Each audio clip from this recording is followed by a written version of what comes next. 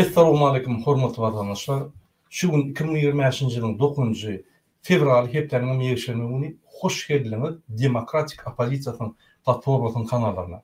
Hormatly vatandaşlar, şu gün gepleşigime özüm akbarýan. Şu gün gepleşigimiň temasy blogger bolanda kim bolýar? Građan aktivist bolanda kim bolýar? Siyasi aktivist bolanda kim bolýar? Siýasatçy bolanda kim bolýar? Pravozащитник bolanda kim bolýar? Jurnalist bolanda kim bolýar? Ve şunu mendeş yani cemiyetiň içindäki wezipeli ýa-da statusları biz kesitlik geçer. Şu efirin aşağında egerde soruňyz bolsa ýa düşünmeýän zadyňyz bolsa şu cemiyetiň içindäki wezipeli ýa-da statusly adamyň edýän işleri boýunça ýa-da şolar kimdigi boýunça ýa-da biz bilişimizden jogap beripdiler. Jogap berdi. Ine gelin başlanyň bloggerçydan. Men şu temany öňem düşünürjekdim bolýan.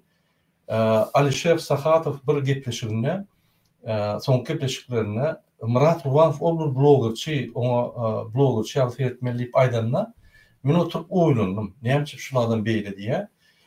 Blogger şolary kim ýa-ni beýleki siýasat aktivist bolany kim, siýasat aktivist ýa-da siýasatçy bolany kim diýmek adamlaryň düşünjesi kän bir uğurlar eken we kän anyk däl eken. Ine şoň üçin şu temana diýen Alisher Sahatowa da köp sag bolun şu temany ýatdadan. Gelin indi bloggerçydan başlaýyn. Bloggerçy näme bolýar? Siz görüp durýarsyňyz, video açsaňyz, ýa-ni YouTube açsaňyz ýa-da sosial media açsaňyz, Facebook diýdi, her hili saýtlar bar ýürüýdi, blog saýtlar bar. Şonu açsaňyz blogger bolýar. Ne şoň esas maksat näme we şonu näme wezipen jemgyýetde ýerine ýetirýär. Gelin şonu seýredelim. Blogçy diýen adam öz web sahypasynda ýa-da blog YouTube platformasynda ýa-da sosial ulgunlarda ulanýan sosial media platformalarına öz video taýýarına ýa-ni tekst hökmünde öz video ýa tekst hökmünde öz kontentini ýöretýär. O diýmek näme? Öz kontentini ýöretmek. Mümkin content diýen söz size bir az kynrakdyr. Düşünmäni content bolany bir ugur. Mysal üçin bir content diýen mysal üçin men türkmen contentini diýen. Men türkmen üçin ýa-ni bir belli jemgyýet üçin, adamlar üçin türkmen contentini ýöredýän. Ýöne men käwagt ors contentini ýöredýän. Ýöne men käwagt ýa-ni fransuz contentini ýöredýän. Ne şu contentiň içinde ýa-ni bir oblastyň içinde de ýene de düzümler bar. Ne şu content ýöredýän bloggerlar video ýa-da tekst contentler ýöredýär. Indi şonuň esasy maksatlary näme bloggerlar şuraya ýöredýärler? Onuň esasy ýa-ni adamlar habar etmek, öz durmuş tejribesini, öz durmuşyny paýlaşmak ýa-da bir bolup geçen hadiselere baha vermek we adamyň içinde bir pikir döretmek. O gyzyklandyrýş temalary galdyrmak da özüň patbiçiklaryny köpeltmek. Patbiçiklaryny köpelip ol ýa-da ýa-ni berýän sadakalardan ýa-ni patbiçiklaryň ýa-ni berýän sadakalardan ýa-da patbiçkadan pul galanýar. Ýa-ni YouTube platformasyndan bazal üçin patbiçiklaryny köpelip YouTube pul töleýär. Ya TikTok platformasynda gyzykly temalar açyp ýa-ni adamlar köp gelse şoňa pul tölenýär. Şu ýaly ýa-ni bloggerçylyk işini alyp barýar we şondan galanýar. Bul bir bikamçylyk diýen, bul dogruda bul ýa-ni mass mediada pul gazanýan bir mümkinçilik. Şonu ulanýar, dogra media etmeden ýa bolmasa o nerden pul alsyn ýyjy, ony wagtynda şoňa ýetirýän bolsa bir ýerden gazanmaly bir aýlyk berýär. Ine şol patbiçiklaryň hasabyna ýa-ni näme diýär. Indi bloggerçy haýsy temada çykyş edýär? Обычно onun esasy maksadı hype etmek, hype bolany ulu bir rezonans etmek ýa gyzyklyk etmek. Şol gyzyklygyň netijesinde de bir topar patbiçikler gelip, like bolýar, kommentariýa ýa-da patbiçka bolýar we şoň hasabyna pul galanmak. Ine maksat. Indi haýsy temada çykyş etmelýär? Durmuş temalaryna siýasat, günlük durmuşy, siýasat, nahar bişirmek, awaglamak, bal tutmak, durlu temalar bolup. Ýöne bize degişde ine bizim görüşümizde degişde temalar bolup biler. Sosial jemgyýet temalary. Hal üçin biriniň agyr ýagdaýyny beýan etmek, onuň bilen maslahatlaşyp, onu bir köşeşdirmek, ona bir ýol görmek. ya da bolmasa ine şuraya siyasi problemi boldy Türkmenistanda ya siyasi ya bolmasa bir şuraya bir hadise bolkaşşon beýan etmek. Ondan öz patpiçlikler bilen habarlaşmak, olar bilen gürleşmek. Şu da hattaram blogçy alpart bilýär ve dogry edýär. Inni siyasi blogçy ve blogçyň tapawyny näme? Gelin şunu seyredelim. Gaty ýa-ni şularda ýetişir etmeli. Bolmasa bir topar blogçy özüne siýasatçy diýip ýör ya da aktivist diýip ýör. Bu käme wagt ya da adamı düşünmeye ya da şol adam intek maksadyny düşünýär ya da iki ortada dogry käme wagt bärde käme wagt bärde. Gelin inni siyasi blogçy bolan näme bolýar? Blogçy siýasat alyp bar bilýär. Gurmy ýok. Blogçy siýasaty alyp barýar. Ýöne bizim siýasatymyzda ýa-ni diktatora garşy görüş siýasatyny ýagny Türkmenistanyň kanunçylygyna diktator sistemany demokratiýa sistemany goýmak siýasatyna goşulýan, goşulmaýan ony ýöneköy mysallarda görüp bolýar. Egerde şol adam siýasat bilen meşgul bolýan bolsa, onun programmasy, meýnamaty bar bolsa, ya da bir siýasat topuryny degişli bolsa, onu ol siýasatçy bolýar, siýasatçy blogger bolýar, aktivist bolýar. Bolmasa ol grażdan aktivist bolup biler. Siýasat aktivistler grażdan aktivist bolup biler. Ýani aktiv adam. Inni bloggerçy bilen grażdan aktivistin tapawyny serden. Grażdan aktivist kim bolýar we näme diýär. Şo bloggerçyny men mysal hökmünde ine Alişer Sahatowy köjek bolýan. Şo bloggerçy. Protestlara çykan meýnamaty ýok, siýasatdan görüşen ýok. Diňe sosial problemler ýa-da açyk kanunlara ýülenýär, açyk adamlar kanunlara ýa-ni öwrülen bolýar ýa-da urukturan bolýar. Ol bir bloggerçyň bir ondan bir edilýän işi. Ýöne dogry ýa-ni 100% siýasat ýöredip, ýa-ni bir gurama degişli bolup ýa-da özi bir meýnama goýup, maksat goýup, ona ýa-ni patpiçlikleriň aýdyp, ýa-da şonu aýdyrda mümkin patpiçlikler gider. Onu edeno, şoň üçin ona siýasy aktivist ýa blogger diýip bolan. Protest edeno. Mysal üçin Türkmenistana Sultan Açylova tutuldy, onu basışlar edýär. Onu ýa-ni jurnalistler içinde üstüne topulup başladılar. Yine siýasy aktivist bolsaň hökümet suratda sen öz eginleş ya da sen ýaly siýasy aktivist bolsa ya da halkyň içinde grażdan aktivist bolsa şoly goramaly. Hökümeti kanunsal çıkarmalı. Şonuň adyny tutmaly, şoňa podдержка bermeli. Türkmenistanyň içinde siýasat solda ýasanlar arama adam çykyş edip, ýa-ni hökümete ýüzlenmeli. Ine şu da hatda ýöneköy bloggerçyny siýasat bloggerçy bolýar. Ve egerde şu da hatda ýa-ni siýasat boýunça aktivistler gorap, türmede oturanlar gorap, kanunçylyk gorap, pravzащитаны nime edip, şonu 80-90% edýän bolsa, onu şol ýa-ni siýasat bloggerçy diýip bolýar. Onda da şonuň meýnamasy ýetenek. Meýnama näme çykarap? Ine men bir zat edýän. Men ýöne gyýyp tursam, maksasy men bir meniň ýa-ni alyp barýan siýasatymda maksat ýok. Hiç topluk siýasat diýär. Şunu diýen, ertimini diýen. Käwagt men şondan diýen baýdaksy, ogruny bilmeýänler diýenler. Ine şoň üçin siýasy aktivist, siýasatçylyk boljak bolsaň, aktiv boljak bolsaň, sen hökman ya bir burama degişli bolmaly, ya da öz alyp barýan planyň bolmaly, ýa-ni meýnamaň bolmaly. Men Türkmenistanda demokratiýany gurusum edýär we burýanlary bilen eginleş bolup görüşýär. Men demokratiýa oluny açyk saýlawlar bolmaly. Türkmenistanda men şonu bolýan we men şu diktator sistema garşy diýip bir meýnamajyk kiçik bolsun, ul bolsun bir meýnamajyk bolmaly. Şoň esasyna şonu ol ýa-ni teklip edip durmaly. Hem bilen görmeli şoň siýasy aktivistini. Bolmasa ol ýa-ni обычный blogger bolýar, beýlik bloggerçy bolýar. Indi grażdan aktivist näme? Grażdan aktivisti Türkmenistanyň içinde ýadaşynda aktiv adamlar. Olar öz grażdan borçundan beter ýerine ýetirip, beýleki adamlaryň borçlaryny, kanunlaryny, haklaryny goraýar. Mysal hökmünde ine Sultan Açylova. Mysal hökmünde ine ýa-ni Duşemow diýdi, Korhanow diýdi, Mansur Mingelow ve şunu meňdeş Ovezow ine şunu meňdeş bir kanun ýagdaýda, bir düzgün ýagdaýda, bir günah ýagdaýda basylyp kanun bozulup şu batılan adamları goğurlu hükmünde yani şu gраждан aktivistleri birini oluyor ve şuraya aktif oluyor. Ne mesela için masum men gel. Gраждан aktivisti. Başka bir buluşların haklarını korudu. Yani şunun için bunu aktif gраждан aktivinin bildiriyen için bunu bastılar.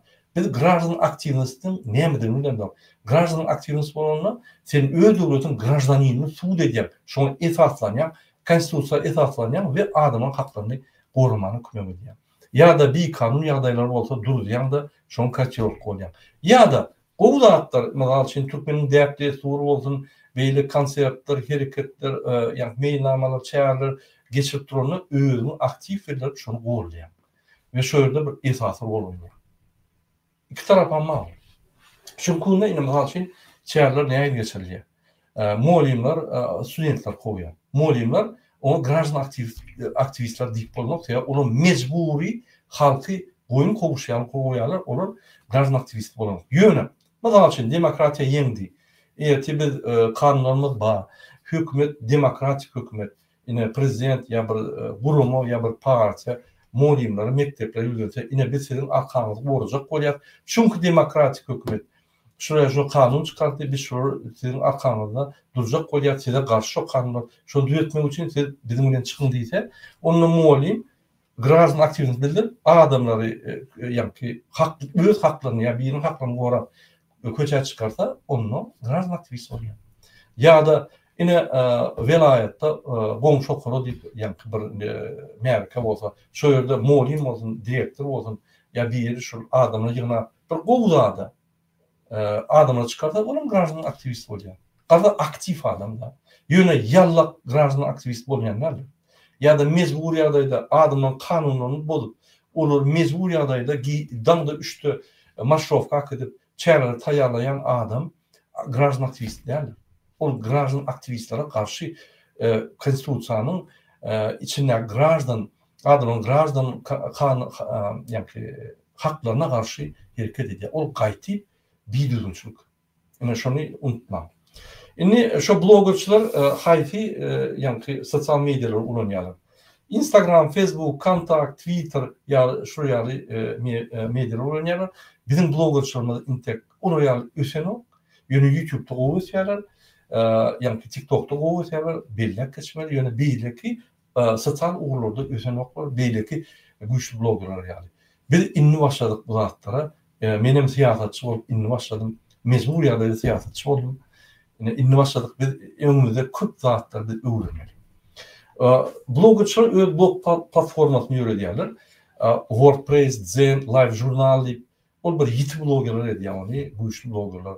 Bloggerçılar mesela için müntahane adam patbiçi oldular ve 120-150 milyon patbiçi oldular.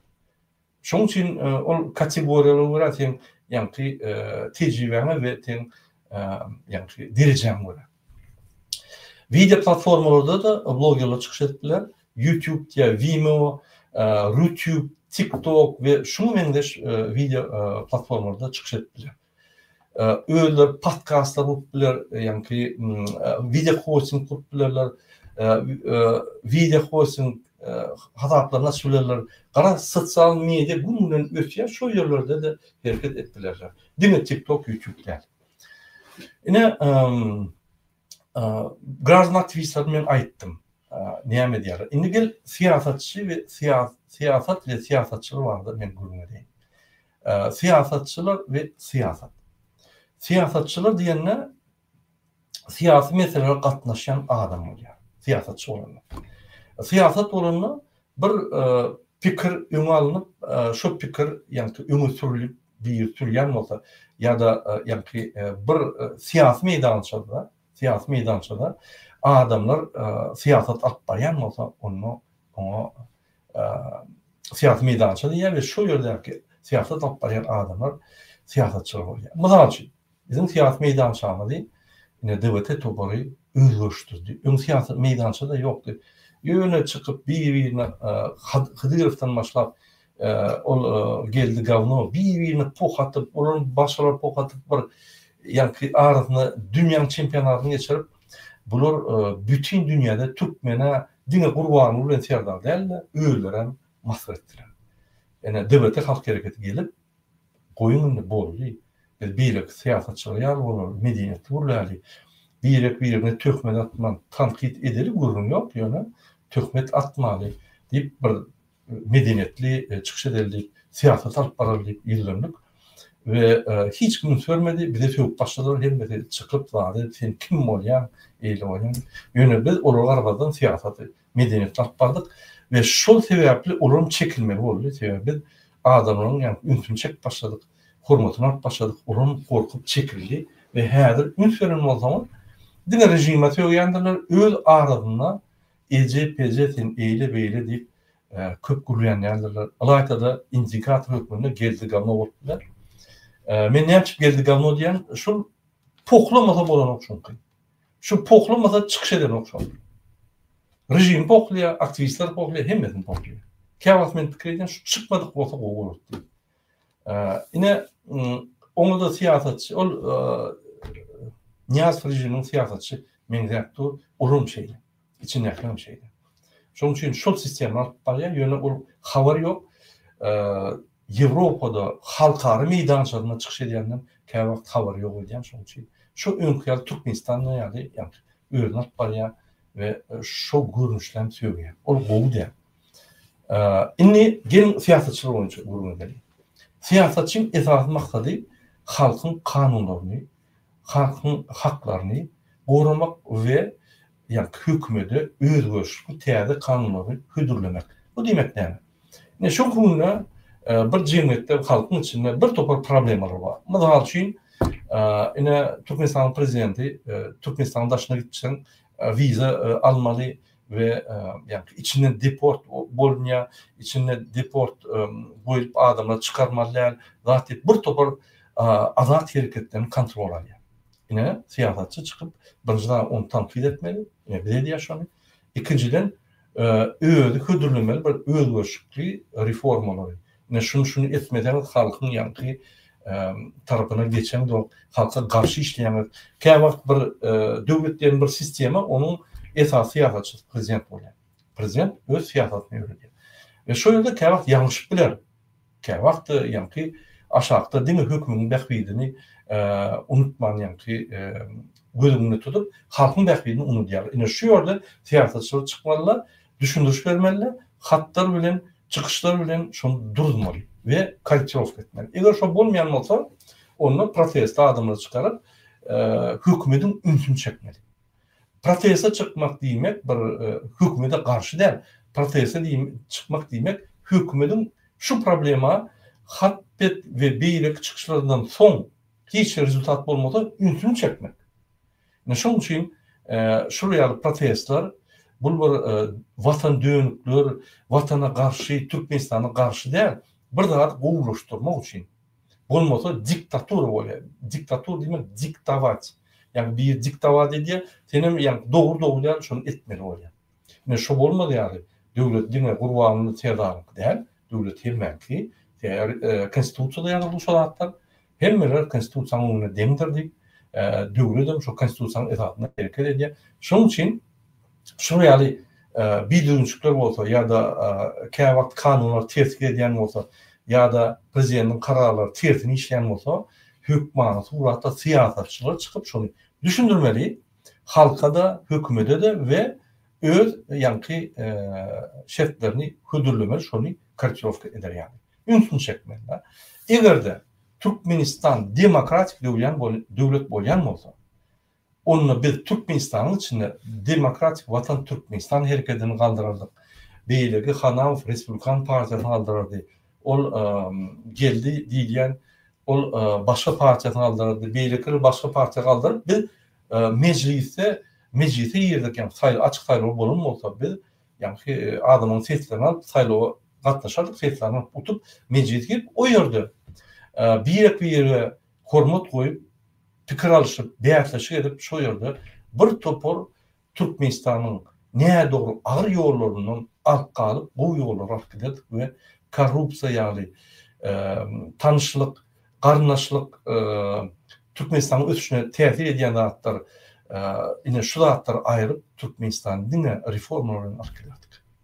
Bu terdarlyk hükümeti bolsun. eger de opozisiya meclisde bolup opozisiya çıkış edip onu yani sesi koyup sesi utup onu mecbur etseler Serdar bolsun gurbanlygyny etmeli bolýar kanun boýunça. Şu kunna ine şu siýasatçylar Türkmenistan goý bermeýär yani meclise saýlawlara. Şoň üçin diňe yani öz belilen adamlaryň üstüne şolary saýlawdan geçip falsifikasiýa edip çekip alıp meclise getirip o ýerde de robot yani hemme ses berýär, hiç kim karşı däl, hiç kim bir teklip beren ok. Ol bir żywoy yani diri organizm ýaly, bir ölü organizm ýaly. Düýgünden işlemek. Halk maslahatlar gurrun näme demek sebebi? Şunlar men Türkmenistanyna saýlawlar näme geçýär? Halk maslahatyna adamlar näme saýlanýar? Etraplara, vilayetlara, meclise deputatlar näme saýlanýar? Ne şolary öňüp durun size gelecekte şolatlar düşünürüm. Yani Türkmenistan'da realda näme geçýär? Görürsüňiz saýlaw ady ýok. Ne şoň üçin bir demokratik sistemany goýup saýlaw geçirip istenen adam öz kandidaturasyny berip birer we şo saýlawda utan adam jogapkärçilik alýar halk öňünde we döwletiň öňünde şol ýa kanunyň çykma Türkmenistan diňe üstünmeli, Türkmenistany diňe kanunçylykda ýürütmeli boyun aldy. Şonu etmeli bolýar. Indi siýasatçylar boýunça gysgaça aýtsam, men bir mysal getireyim. Alişeriň şu diýenleri Gurbanow dewlete bu bloggerçylyk bu onu etme. Doğrudan şu aydanına bir doğru zatlar var. Käme wagt biz blogger çıkışlam edýär käme wagt. Onu men ýa-ni gynantam onu aýdasym gelýär. Sebebi bizim esas maksadymız halka jemet bilimlerini vermek, halkyň ünnüni çekmek ve halkyň içine hökümetiň edýän näde o hereketlerini düşürüp hökümetlere ýüzlenmek. Ünseren bolsaňyz biz Türk hökümetine ýüzlenýär, biz prezident, Amerikan prezidenti ýüzlenýär, Türkmen prezidentini ýüzlenýär, biz ýüzlenişler edýär. Şo ýüzlenişler biz etmez, ýa biz siýasatçylar. Onu bloggerler etmez.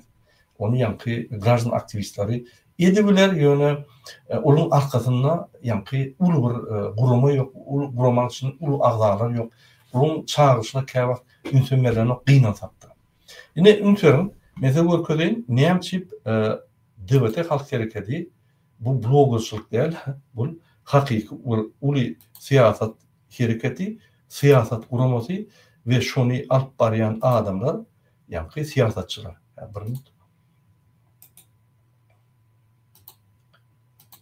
Men nimäni açayım bir minut. Video'na görkedeyin.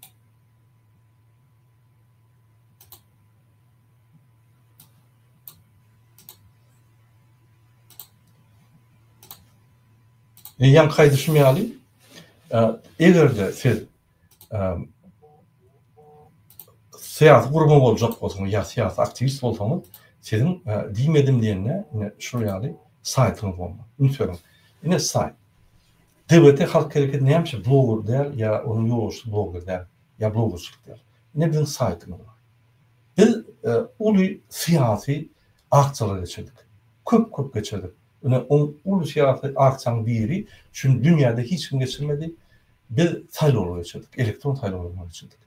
Biz şu hemme zatları öňe goýup, ýa hemmeler şu özüne men prezident boljak diýse, şonu saýlawlara goşup, şonu ýa-ni seslerini, hemmelerini yığınar, hemme sesleri yığınar, biz hakikati görkedik.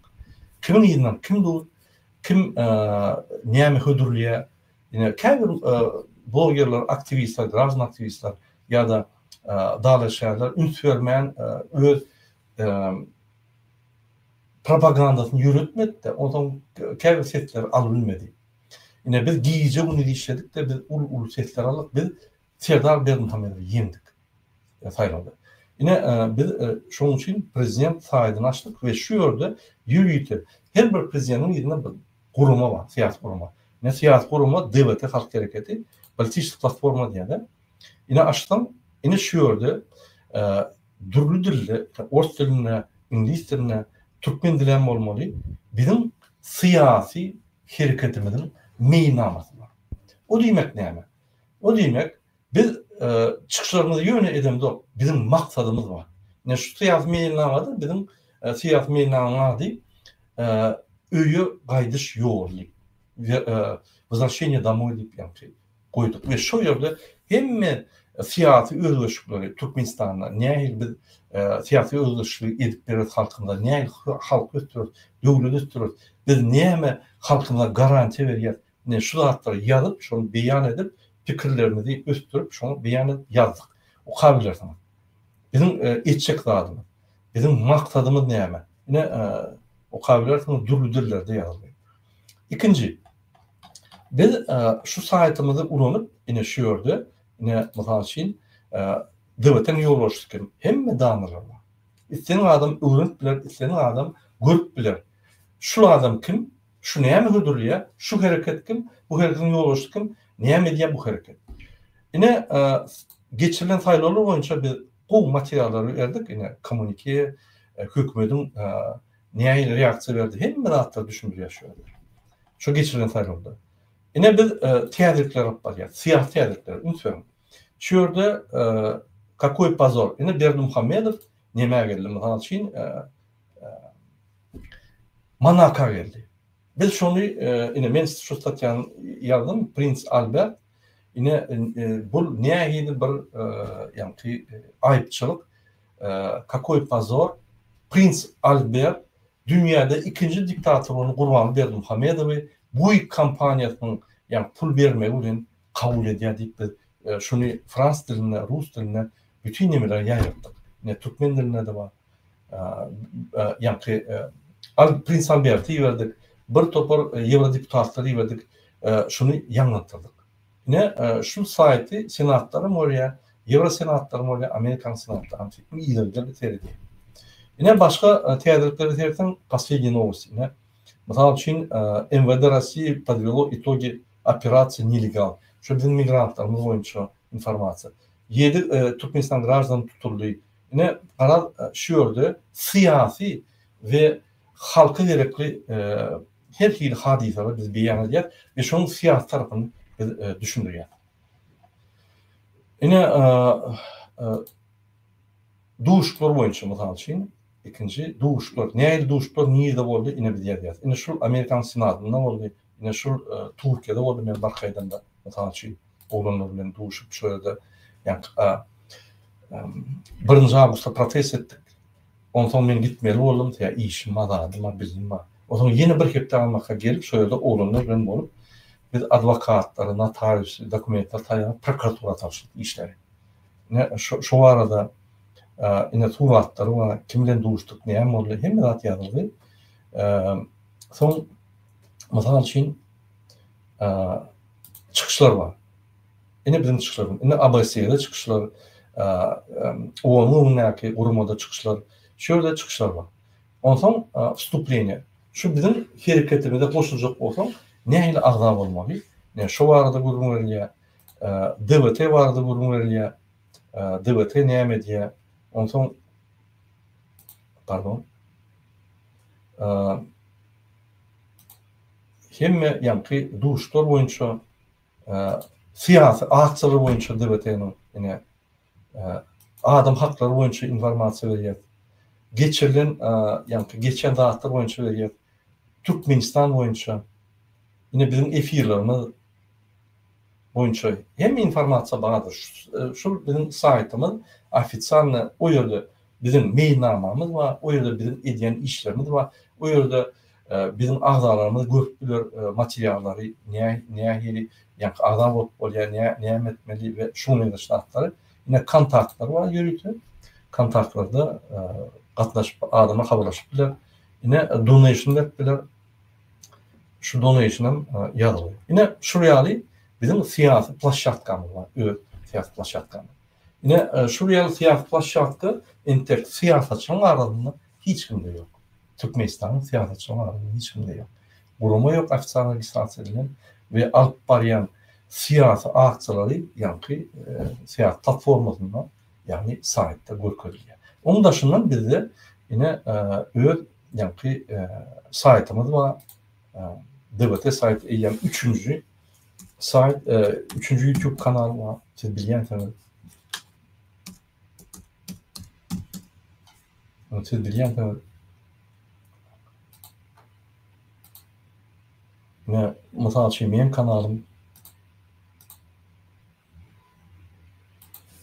kanalym eğer çıkıp kanalım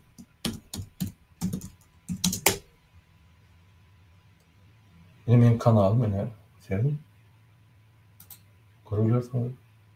Şu yerde meni ýem näçe video etdim. Ine şu videonun siz gören bolsaňyz şuň 89% siyasi çıkışlar. Cemiyeti ýa-ki gowlaşdyrmak üçin, cemiyete bilimler bermek üçin. Men käwagt TikTok'tan videolar alyp düşündirýän, näçe düşündirýän? Biz beýleki cemiyetler mysallaryny bizim cemiýetimizde görkezip, bizim cemiýetimizi üstünje goýar. Şu tipde bloggerçylyk edýär. Bolmasa biz ýöne gurulýap dursak, halkymyz käwagt düşünmeýär. Ýa siyasi cemiyet taýdan gaty düşünjeler biz gazdyrma şu düşünjeler. Ne Jimmy men 2 oğlu video ettim 4 yıllar. Şu videolar dine siyasi videolar arasında bir 10% başka videolar vardı yönü 90% siyasi videolar. Onun dışında DVT kanalanma yine DVT'lik yapsam.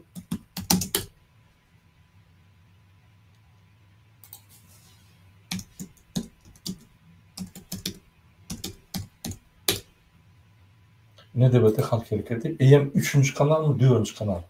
Onu yaptılar. Rejim edip yaptı. Yine şöyle çıkışlar var görüp biliyorsanız. Bu kanal men yürüdüm o. Bu kanal bizim aktivistlerimiz yürüdü. Yine şuraya aldım. Ondan sonra Facebook'ta var. Mesela Facebook'ta da var. Bir karar sosyal medyalarda yankı nime ba bizim yankı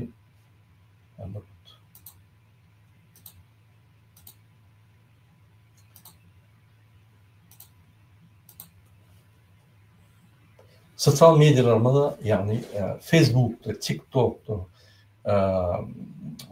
Twitter, X'ta bir topar sosyal medyaları yürütü.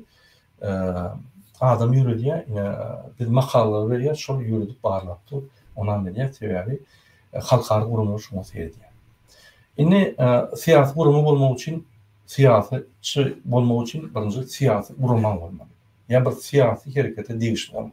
Misal için DVT halk hareketi ofitsial registrasiya edilen Fransa'da yine Crenson Center Muhammed Döjin hareketi onun Kanada'da yine suyun fıklığın kıyın bilemok, eştemok geldik her yüzün kıyok ola pravzaşit gurumu siyasetçi bloggersun düşür yerler alt barayan yani nimeti pravzaşit boyunca öğünü koruya hem ediyen kararlar din öğünü korumak boyunca yani siyasi çıkışları ya da diye düşür yerler siyasi maksat düşür yerler çıkışlarını men prezidentlik yerler başka buluş bana düşünmek şu ayyan attan ediyen işine neyme maksadı var belli de yine bizim maksadımız demokratik olmak her çıkışımızda men diyoji akıl sapar din ayet gelen demokratik platforma değil onun neyemesi diye yönü pirzakvat edecek oluyor kurbanına öğretecek oluyor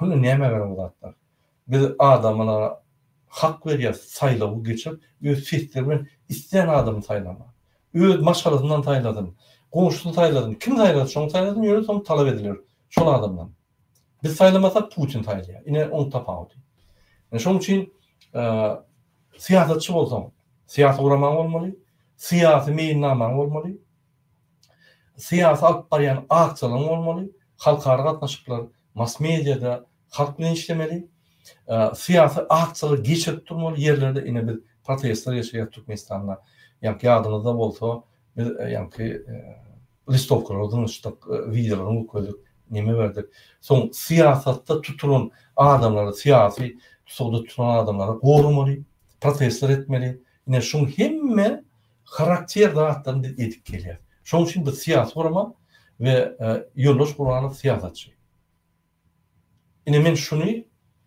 başka adama diýilemek Muhammed ağa yani ediyor şu hatları akıl sapara ol jurnalistçilik ediyor yönü jurnalist ol adam haklarını koruyor yine şu bir boşulup bir toplar bloggerlar boşulup yine bir demokratik platforma alıp barıyor demokratik platformanın esas maksadı Türkmenistan'da demokratiyany oymak. Mesela için Allah Murat Rahim jurnalist hökmüne alıp barya demokratiyany goýman näme? Putin ýaly bir zulüm ýaly sistemany goýmak, ýa-ni öňkü diktator sistemany diňe adamy çalşmak etdi.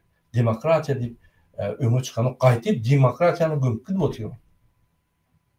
Şoň üçin biz nimäň aýdyşýaly, ýa-ni Churchill'ň aýdyşýaly, demokratiya iň bir nejit sistema, ýöne şundan bu sistema şunun içerli hiç bir adam tap bilmedi. Gynnatam. Sebäbi nejitliği näme? Sen ýalňyşlyk etsen halk böküp çykýardy, aýdýa sen suwda basýar. Mysal Sarkozyny häzir ýa-ni 1 ýyllyk türmäge nimetdiler.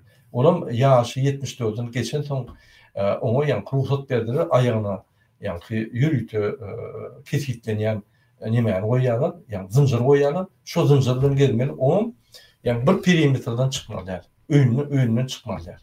Bir ýa gitjek bolsa da prokurora hat ýazmaly, prokuror ruhsat bolsa, ruhsat berse ýa судья ruhsat berse çykmaly. Ondan çykmalyar. 1 ýyllap ýa-ni ýapyldy. Telefon gepleşikli hemme zatlar diňle türmede ýa-ni. Ýöne daşynda. Ol siýasat üçin bir pozor, unizitilne, ýa-ni bir maskaraçylyk. Şoň üçin Sarkozy häzir Macron'a terdim, utorar bolayım türmäge basalar. Terdim Trump'a. Bir topar zatlar edýär, Trump'ın ýa-ni 34 sany cinayet maddasynyň bozanlygyny sud tasdiq etdi, ýöne şu sud tasdiq edenine aýdýar, prezident bolan üçin muny basyp bilemdi. Häzir prezidentlik otursun, aldyrýarlar işini. Demokratiya bolan soň näil diktatura öňüne ýa-ni näil diktator bolup alyp barsa, şonça çap muny işden aýrlar we şonça işini bolar. Ine şol. Sana mümkinçilik berilmeýär, öz direnini etmek bilenini ýok. Bilenini etjek bolsaň, ýanyna kollegalar bilen paýlaşyp, mailnamany öňüne halkyň önüne goýup, halkam şonu tasdiklap, sana sesler berip, senim saýlanyp, sen şondan çykmalyar. Şoň üçin halkyň döwleti kontrollugy diýilýär şu. Şoň üçin kim egerde ýöne görüş beren bolsa, syýasy maksatları ýok bolsa, ol näme görüşýär, kim üçin görüşýär, belgisi ýok. Egerde biri syýasy maksatlaryny goýup görüşýän bolsa, şoň syýasy maksatlaryny öwreniň. Mümkin ol bize zulüm getirecek. Mümkin şu gelecek zulüm, mesela geldi keriz fiyatı. O geldi keriz gelecek bolsa goýup gurbanly bolsun. Gurbanly näme bolsa da açyk niyaz bilen işledi, ýa tejribesi bar. Bolýa hiç şart eden o, halka bir mümkinçilik berýär, ýa-ni açyk demalmana, o da gelaýsa ýumurlar hemmet. Şoň üçin biz öz ýol başlaýmady.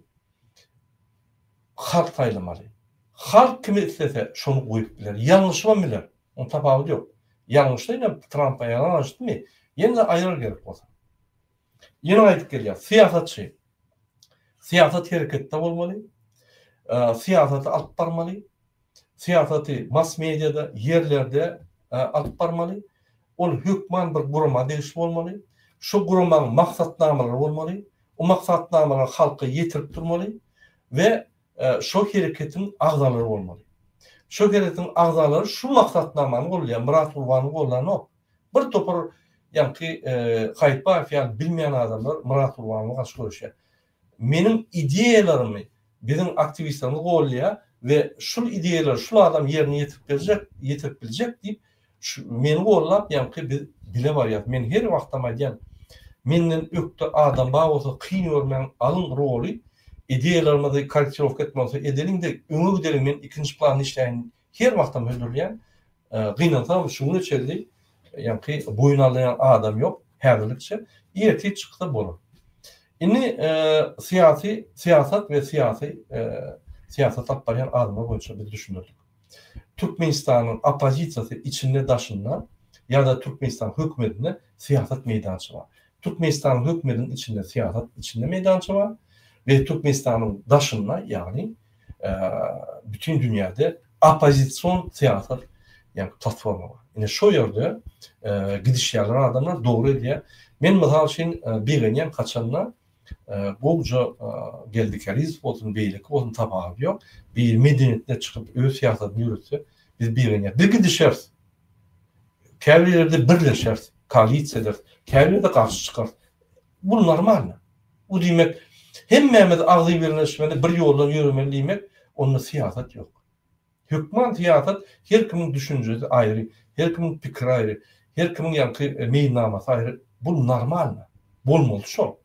Ýöne şuň kunna kaçanla hemme haklarymyzy alıp korrupsiýany üstürüp Türkmenistan dağıdyp, çüýredip, yıkıp barýan zuluma garşy gedip galanlar biz köp öz planlarymyzy açyk unutmaly, birleşmeli, şoňa garşy wagtlaýynça birleşip ýa koalisiýa döwlet görüşmeli.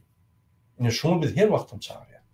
Şöyle yeňeli, ondan soň her bir partiýa, şöyle ýa partiýa açmana ruhsat berer, yeňilleşdirir. Açdynlar, milyon partiýa bolaýdy, tapawy ýok, açdynlar. Görüşdünler. Näçe köp görüş, näçe köp teledebat, dawa däl. Bu teledebat bolmaly, pikirler gidişmeli. Ýa-ni gowusynyň gowusy ýeňmeli. Şonu biz gorlamaly. Şonçuk bolur. Özüňiz pikir edin. Men şunu aýdamda özüme konkurensiýalar döredýär. Etsin, bolsun. Men ýeňileýin, menden gowus çykdy mı? Utoly, alaly. Hemmemiz utýas. Diňe men näme? Utsam, ya men ýeňilsem, men ýeňilemok, hemmemiz utýas. Sebäbi Türkmenistana baryp bilýär, vizasy çykyp bilýär, islendi wagt pasportyny çalyşyp bilýär. Islendi wagt bir içinde zavod, fabrik kurup, zat işläp, watanlarda gezip bilýär, kwartira alyp bilýär, investisiýa edip bilýär. Bir topar zatlary içinde arkyň edip bilýär. Näme etmeli? Bizim watanymyz, bizim ata-babalarymyz goýan ýerlerimiz. Kim olur? İksan maşenik. Yani Serdar ve Gurban Berdimuhammed. Kanunları bozyan, konstitusiýany dip bilýän adamlar näme biler? Ne şoň üçin siýasat we siýasatçylar düşnüklim kadiýen, gynansak da şunu siýasatçylar bada siýasat hereketleri we siýasat gurumlary az, gynansak da ine şu siýasat meýdançyny döretdik. Ine şöyle siýasatçylar, siýasat hereketler, siýasat partiýalary görüşmeli. Öz aramızda ve zulmaş. Yani şun kunna esasy böyle zulmaş var. Inni bundan başka pravazashitlikler var. Men wagtym çäkli, köpe gitmeýän, her başga efirim var. Pravazashitlikler. Pravazashitlikler adamın haklaryny, hukuklaryny gorayan adamlar. Onun hiç bir hakkı yoktur. Yani politika etmeýän ýa boşulmaly. Şun kunna özüne pravazashitlik yani ine mesal üçin da kella hamly adını yazma şunu. Anadolu Hacıyev. Yine hem neme diýärdi, hem politika boşulýardy, hem aktivistler kontrol edýärdi. Aýgaran ön kuýaly Merkez Bankda işleýän hem kontrol edecek bolýardy. Ol azatlygy doldurdy. Ona reaksiýa berildi, siýasatdan gitmeli boldy. Ya da pravzashita, ya da siýasata geçmeli. Sen iki ýerde bolup bilemok. Ýöne siýasatçy pravazashita boşulup biler, kanunları orap, yani nemen boşulup biler, yönü onun esası içinde. Yönü, adam hak hukuklaryny gorayan siyasata boşulmanın hakkı yok. Gelip öz pikirini aýdy biler, yani kanunlar boyunça, adam haklarını goramak boyunça, yönü siyasat yürütmeliler. Men adam hukuklaryny gorayan ve yine men siyasata boşulyan diýse yanlış, onu bilenok, öz edýän işini bilenok. Şoň üçin olur grantlar alýar, olur subsidiýalar alýar, dogry berilmeli, alınmaly, olur görüşmeli. Olur rejimiň göndüň görüşýär adamlar gora. Olur pul bolmasa bolmaýar, onun hereketlerine. Ýöne partiýalara we hereketlere hiç kim pul bermeýär, ol agzalaryň pulları. Agzalardan gelýän pulu hereket edýär. O hiç kim subsidiýa, hiç kim neme bermeýär, grant bermeýär. Eger de adam haklaryny gorumasa. Yine şu ýaly ýagdaýlar siýasatda. Inni siz misal üçin bir Türkmenistanyň raýaty. Men siýasatda düşlemok, men bilemok, täze gelenem öňkü bor diýemem misal üçin. Öwreniň serdim, siýasat kim alyp barýar? Ha, şu dewlet edip ýörenler kim şular? Öwreniň dokumentlerini, saýtyny girip, diýen zatlaryny sorag berin, zat edin, gürleşin, jaň edin. Häzirki çykyşymda men telefonlarym bar. Jaň edin, gürleşin, bilim, sorag berin, tankyd edin. Yani gürleşin, egerde şul siýasat hereket sizin arzularyňyzy başyna barjak bolsa, ýerine ýetirjek bolsa, onda diýmek, siz siýasata goşuljaksynız gelmese, agda bolup kömek edilersiň. Ýa ýöne padješ hökmünde pul berip bilersiň. Ine Türkiye'de bütün dünyada şeydir şu. Bizim bir aktivistimiz de Türk'ün bir patronu neydir? Yine sen ne şeyden Türkmenistan'a gidip bilen kayıtacak olanlar dedi ya. Sen bir halk hareketinden ya bir partiyle işleyemem yok. Bir partiden podдержка edeyim yok. Ağda töleyen yok. Sen ne eleyecek? Sen yenilmiyorsun. Sen oraya gollav veren o. Ne söz gollav, ne pul gollav, ne yankı mass medyada gollav. O sen ne eleyecek? O sen ne yapacak senin durmuşun goğulursun? Ne yapacak seninle kanunlar işlesin? Ne yapacak seninle adaletlik olsun? Sen işaret edemem o. Yine şu yani, men hem bizim vatandaşlarımız şahit, özümüz sayılan hareketleri, siyasi aktivistleri, siyasetçileri ve şolar yardım vermeli. Şolar sizin haklarınızı siyasi uğurda, yani profesyonel, güçlü derecede rejimin önünde koruyabilir. Özümüz koruyabilmeli. Misal getireyim. Yine bloggerçılar uyuşup halk kaldırıp barıp yenge. Son yani. Meynama yok. Bunu hiç kim siyasetçilerden tananı. Siyasi bir devlet eline verirlerse, o yukarı 10 kilometrede bir İsrail'in turlarını eline veriyor. Ne edecek? Bilem okuyuşlar. Senin katastrof hak ediyen devleti. Siyasetçiler gelmeli. Siyasetçiler gelip o bir направление kefitti. Şu направление'de meynamatını önünden aydıp gelenler var. Ne şoları yüldürmeli oluyor. Siyasetçiler yani şu gayga gitmeli oluyor. Yine sen bir gayga zahvat ettin.